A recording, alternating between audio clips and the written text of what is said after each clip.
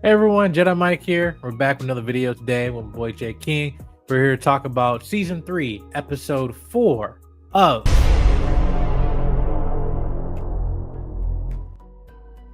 Yes, and as I said in my non-spoiler review, that each weekly episode is enough meat to dissect a whole bunch of stuff. And there's a lot to talk about in this episode. Oh, yes. Just your initial thoughts of this entire episode, everything that transpired. As you said, we had a lot. Like, this episode was technically two different storylines. We follow up on the whole Steelers of the Declaration of Independence from episode 1, and we get to see, yep, they're from the future, and a very dark future ruled by the Immortal. That also makes Mark question just, if someone like the Immortal can turn into something like that, what's that say for me? Especially saying that I let him do that in the future.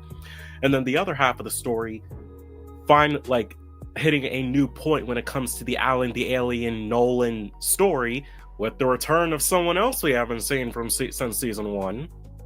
With the new costume for Mark, going into the season with the blue and black, from Robert Kirkman, the storyline, this is his most darkest storylines he has in the Invincible comic.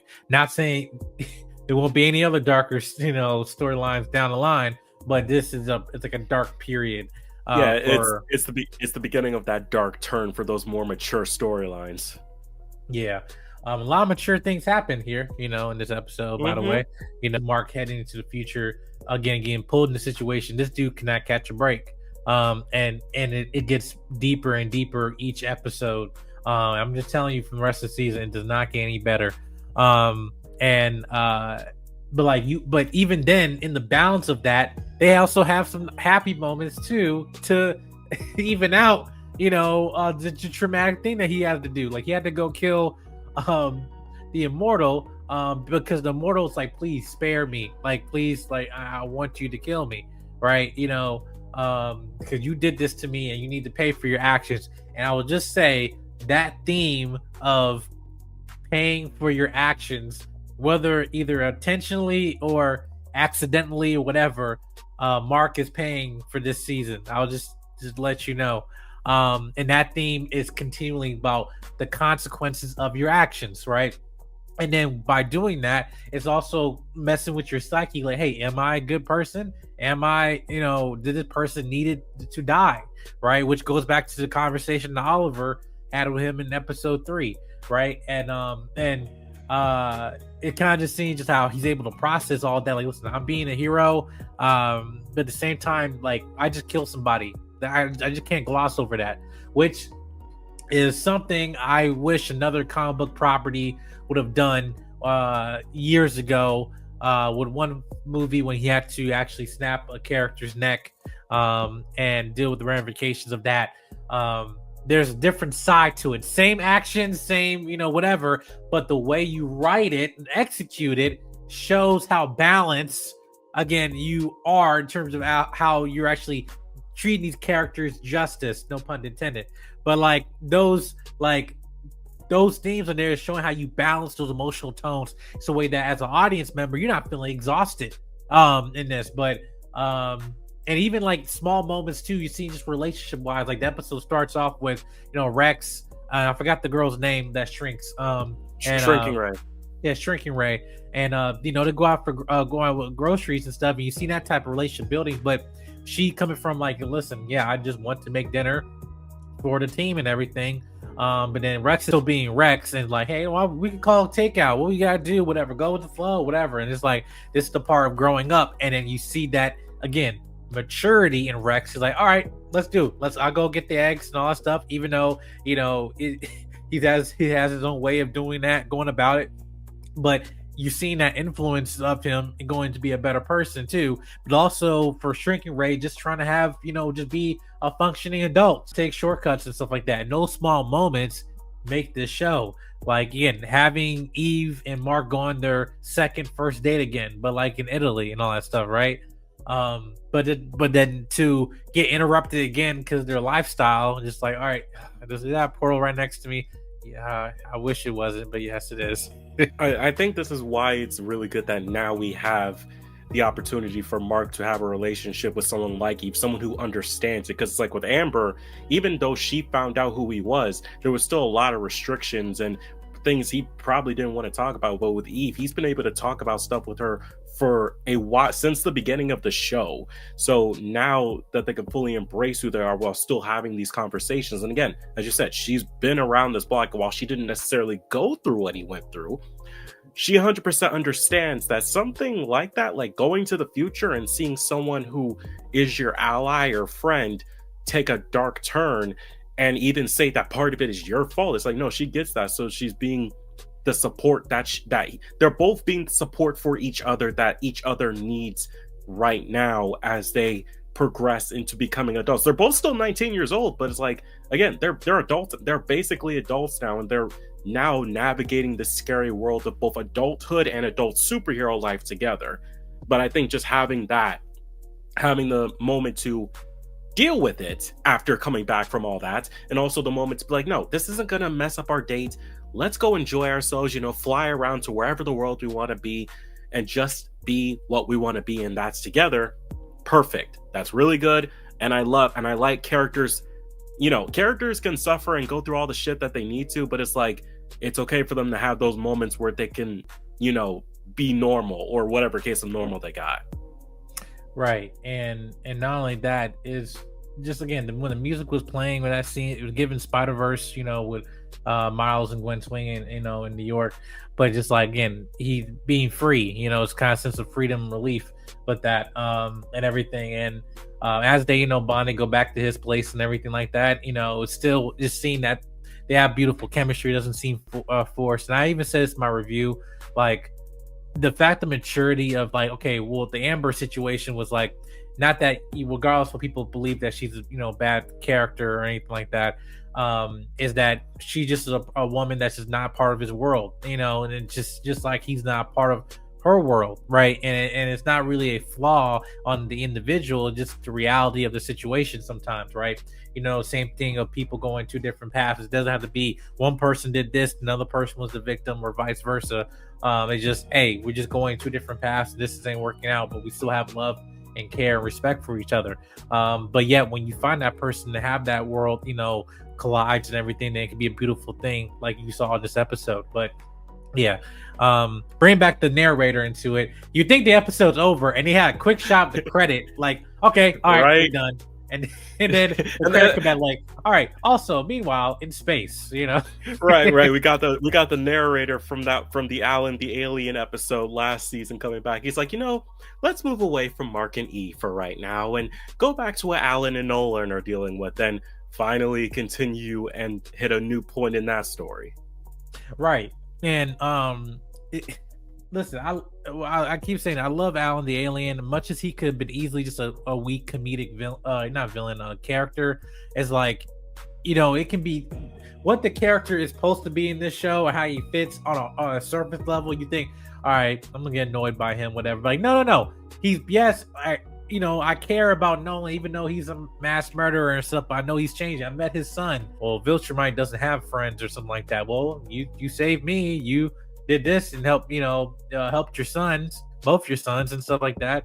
And then also you're saying you now is starting to miss your wife, all those things. But yet he's still accepting his defeat and having that sense of self-loathing, because he's just accepting and being executed by the Viltrumites and stuff. And then Alan, as he's going through his stuff, he can't be killed, but he just it's like, hey, when you ready to hop out of here, like, nope, I'm not doing it. Keep saying no. But then as he get ready for execution, he's like, I'm all right, I'm gonna break myself out, because I'm just sitting here chilling, just waiting for the moment to do it. And then as you basically have this mass prison break sequence, whatever, all the other cellmates get freed, and you think, all right, that's enough, and I know they all get killed. And then he opens up one cell, and there's a return of Battle Beast from season 1, right? Yes. So Battle Beast nearly killed Mark in season 1, and very, very powerful character, and also a fan favorite in the Invincible comics and stuff. So I was happy to see that they brought him back. At least he didn't have his hammer or type stuff, but you probably get that later. When I saw who it was, I was like, "Oh," because I knew Battle Beast was gonna come back eventually, but I just forgot where, and it's like, "Oh, now he's back. Okay, good." And it's like, yeah, it's like you need a character who is strong enough to beat Mark to take on these Viltrumites, and that ain't the end of him. Like for anyone who thought now, that ain't the end of him. He'll be back, but just now we're setting the seeds for when he does come back. We're anticipating it now, amongst the breakout and getting Nolan and Alan out of there. Yeah, and they finally get him out, and trying to kill the two like Viltrumites and everything. But one thing that I felt with this show, what they did again, just the action packed scenes, like even it balances out. This could have been emotionally like eerie episode, but it wasn't. And could they balance, like you could say it easily could have been two separate episodes, but like no, like like give enough meat here, and it's action packed. The animation wise, to me, I love Invincible. The animation is so great. That's a shout to you, Phil, from Unfiltered. But yes, yeah, I felt like with that it was getting very powerful scenes are happening here.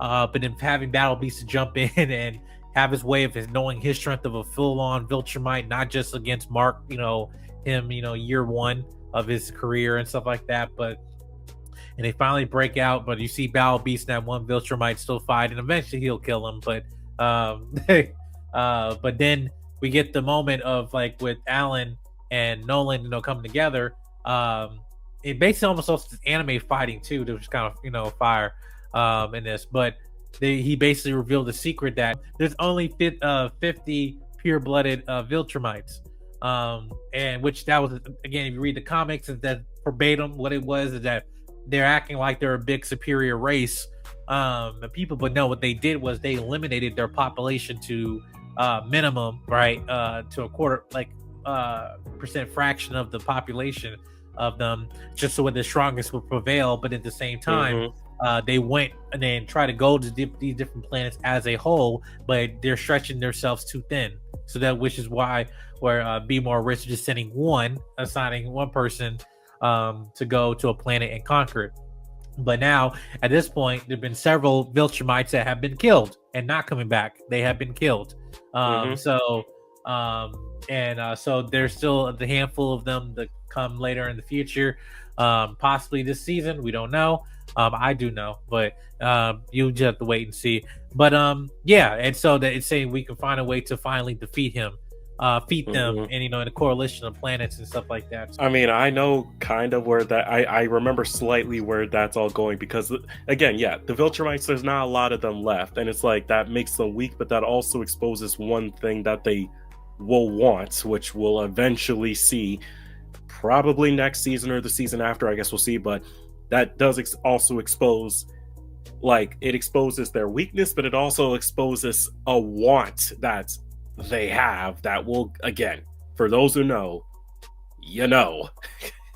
but yeah, I think just now laying out that, Viltrumites, they act all high and mighty, but the fact is that the race is basically going extinct if they don't do anything, is like, it puts into perspective like why the Viltrumites are acting that way, but also B, there is a way to take, like, they could be taken out. They could just be taken out with the right force. And now that force is being assembled.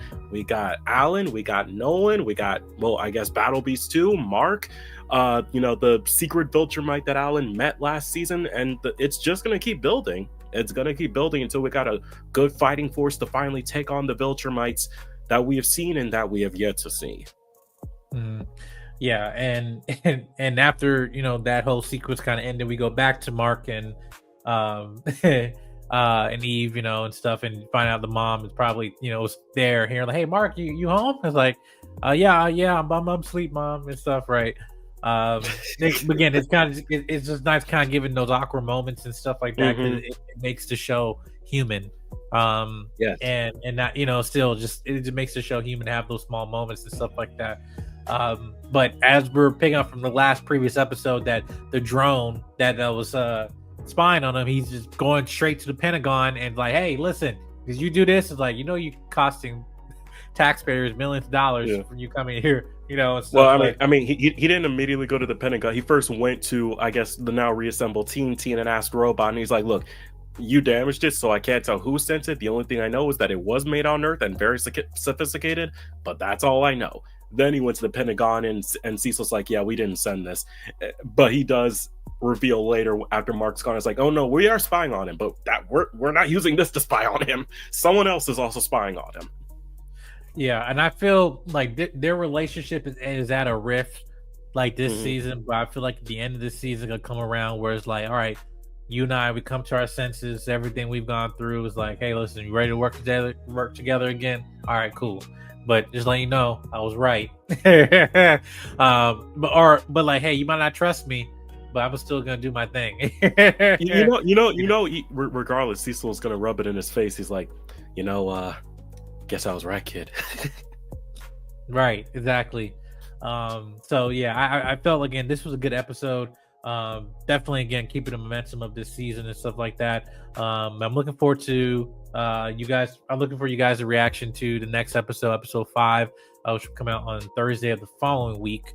And again, the pacing, the momentum of this show keeps on going, and they have a very, very interesting arc going in the next couple episodes and stuff with some other side additional characters and everything. And I'm intrigued to see what you guys' response to that. But again, this show delivers. This is the best season by far, and I'm telling you, it gets better. But yeah, this concludes our review. Make sure you hit the subscribe button, comment, like, and share. Let us know your thoughts on this episode, and we'll see you guys in the next video. Peace.